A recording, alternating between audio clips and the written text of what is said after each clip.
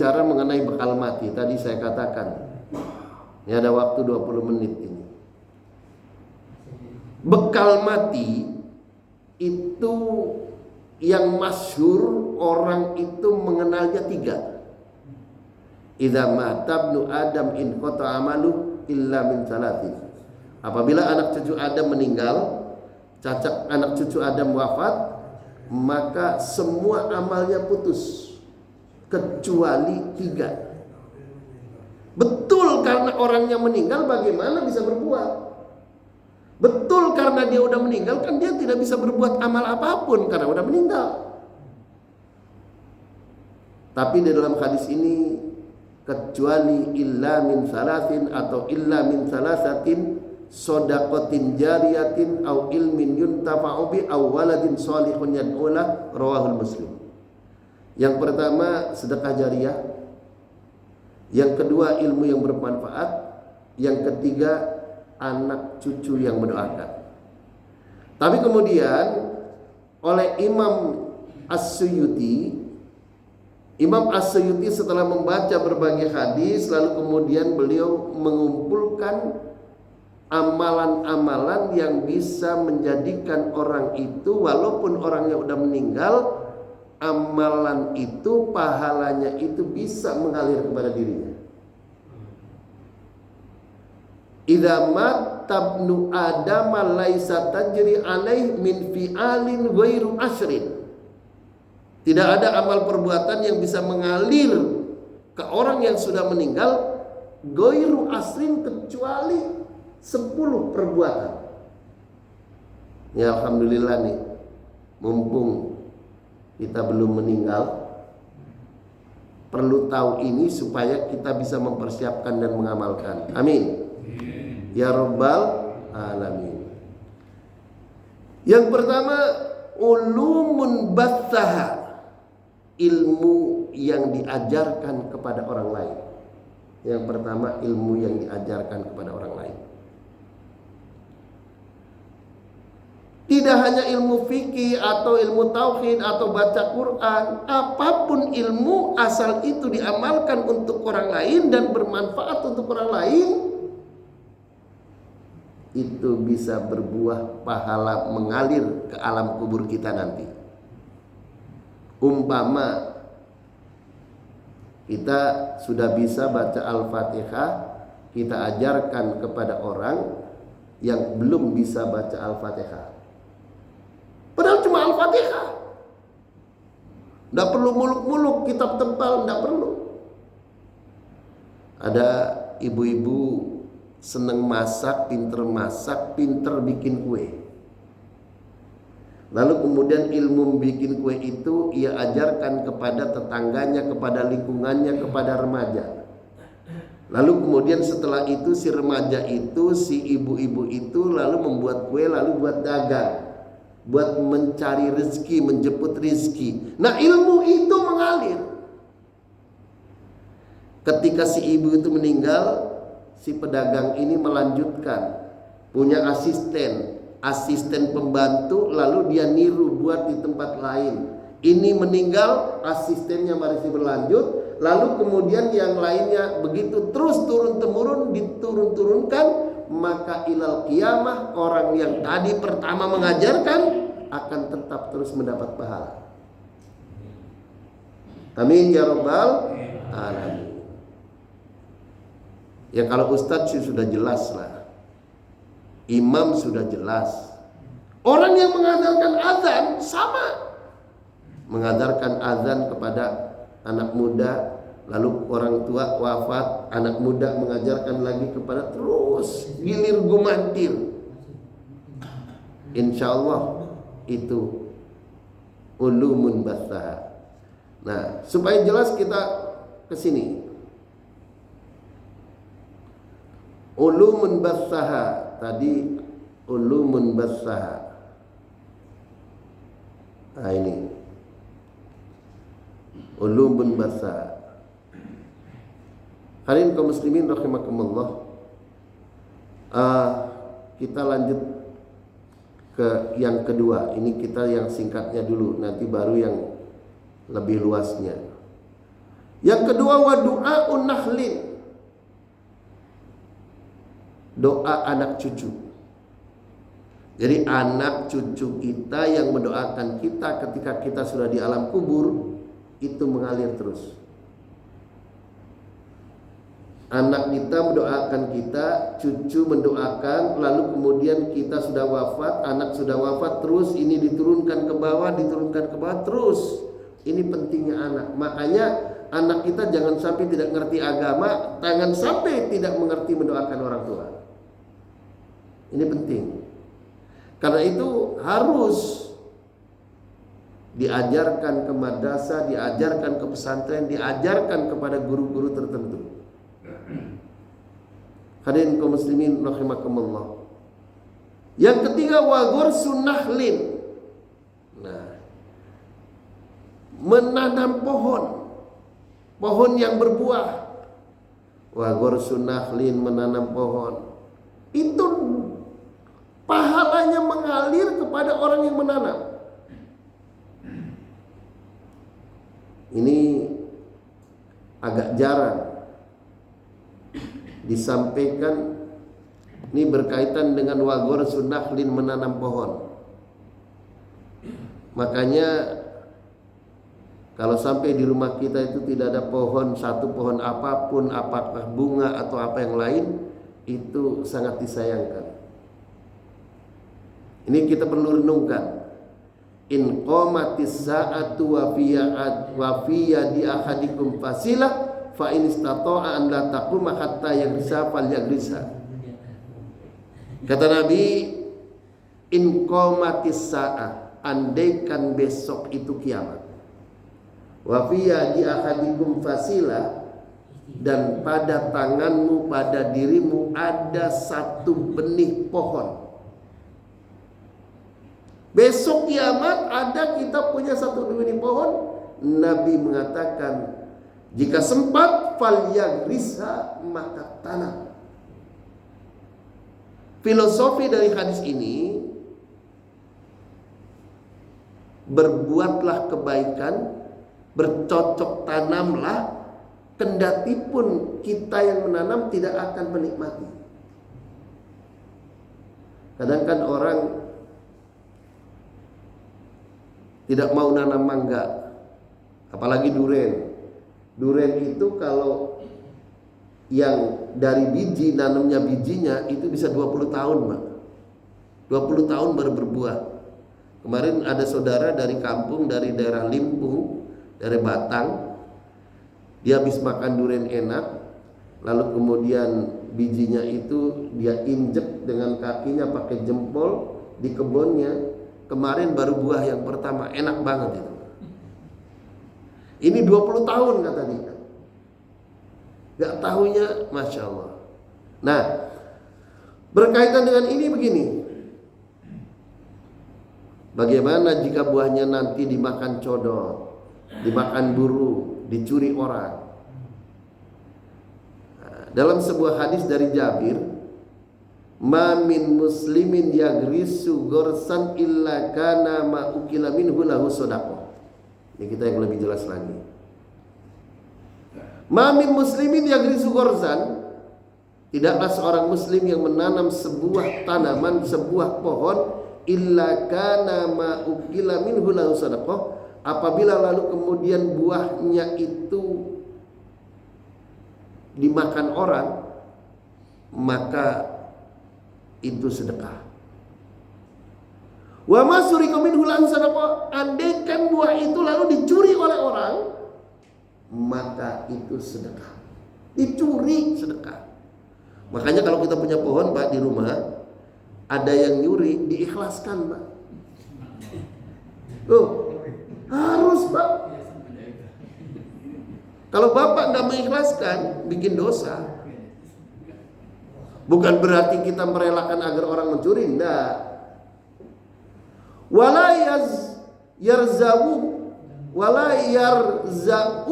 ahadun illa kana lahu shadaqah ila yaumil qiyamah. Jadi pohon itu sampai hari kiamat pahalanya akan mengalir kepada kita. Pohon kan berbiji. Ketika berbiji kan menyebar, tumbuh lagi, atau dibeli orang lalu oleh orang ditanam kan terus Pak. Itu gilir gumantir kalau bahasa Nyawanya. Nah, wa fi riwayatil akhar, di riwayat yang lain, la yagrisul muslim ghursan fayakulu minhu insan. Kalau buahnya itu dimakan insan, dimakan manusia, itu sedekah.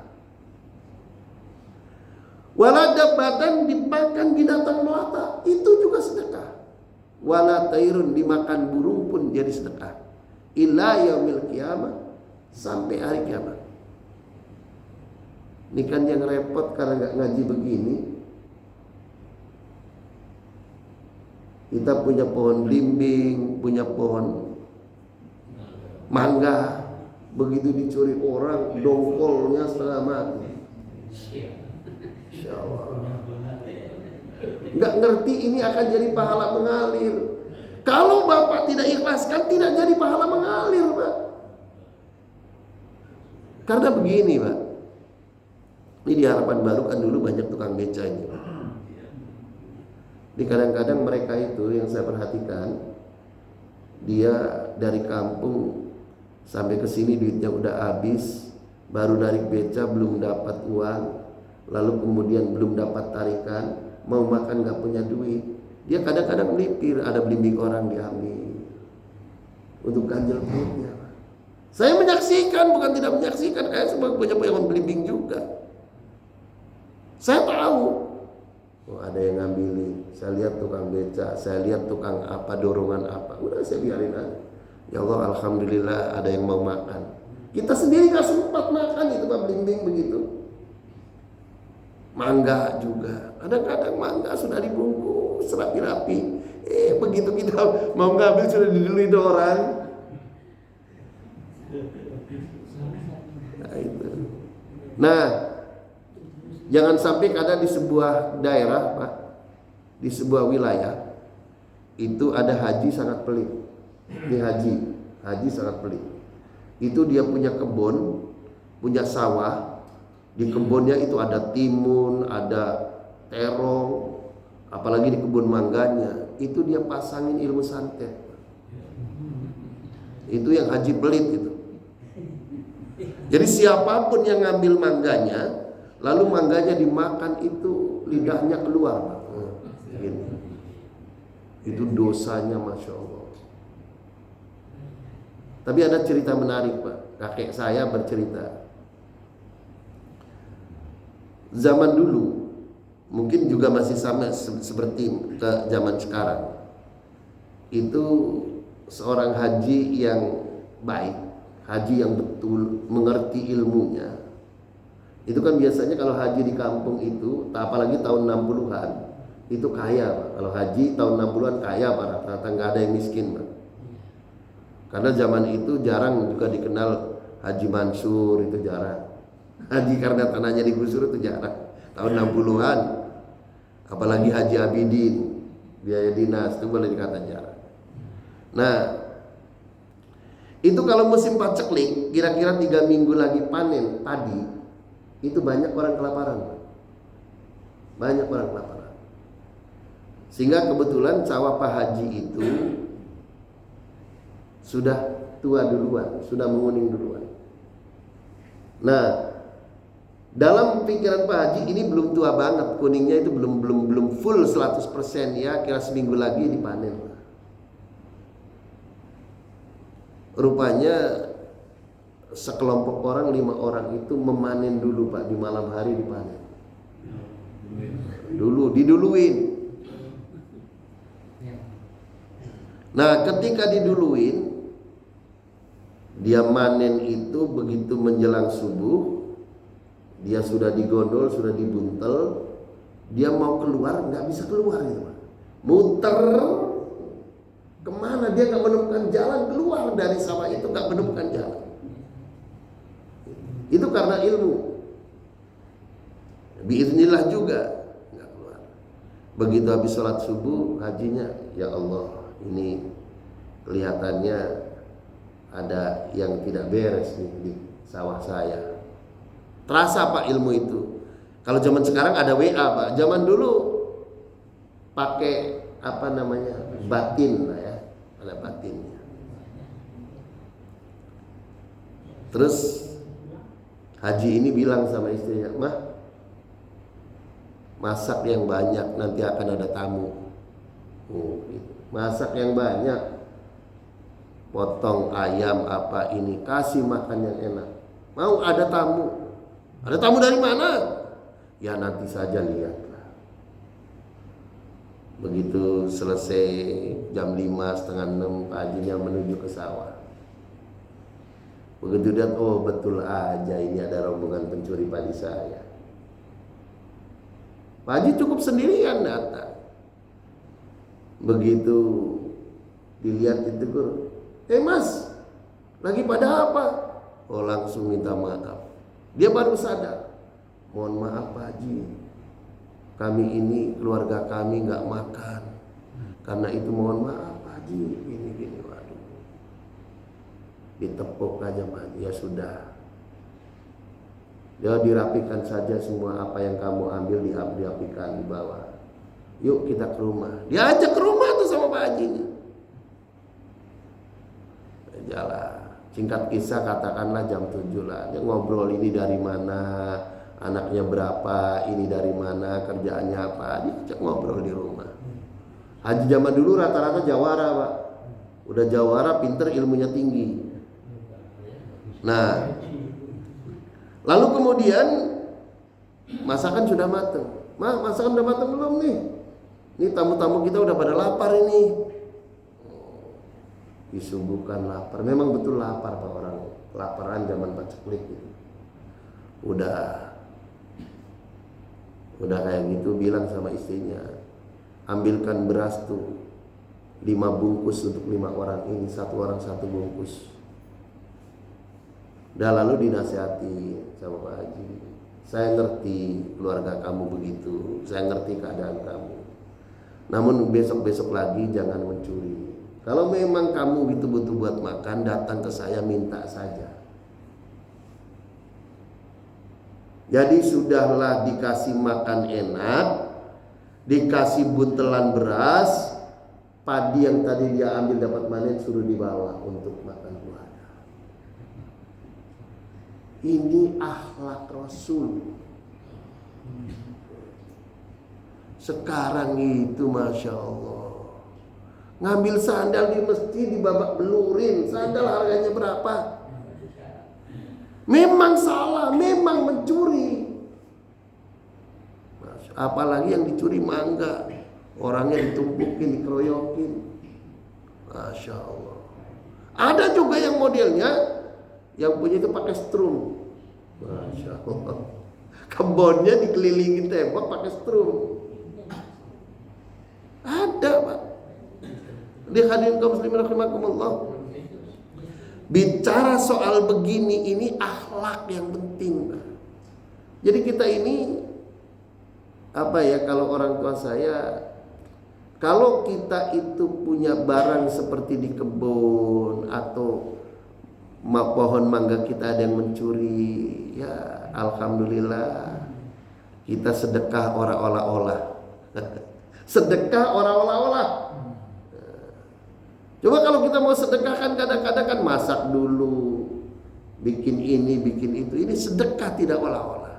Nah, ini jarang sudah. Orang itu nganggapnya, Masya Allah, orang lain itu, apalagi sama orang miskin. Yang repot itu orang mencuri 3 buah kakao, apa itu kakao itu? Coklat. Oleh perkebunan itu dihukum Pak. Ya hakim diajukan untuk hakimnya soleh, diputus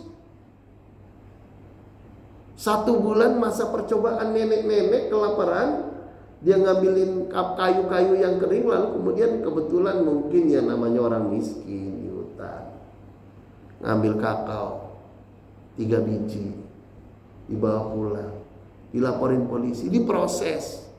Untung hakimnya soleh. Langsung hakimnya begitu mutus dinyatakan bersalah, lalu kemudian hakimnya membuka mengeluarkan uang 1 juta. Yang lain silahkan siapa yang bersedekah buat ibu ini. Begitu. Jadi kita ini mesti tahu. Jadi orang mencuri karena kelaparan itu kesalahan kita. Kenapa kita tidak memberi? Kenapa kita tidak bersedekah? Negara punya andil kesalahan. Jadi di mana itu yang anaknya dikunci dibunuh satu-satu? Hah? Iya. Habis bunuh dia, bunuh istrinya, lalu dia dirinya bunuh diri. Itu kan karena kesulitan ekonomi. Jadi Masya Allah, mudah-mudahan Allah kirim pemimpin yang baik kepada kita. Amin ya Rabbal Alamin.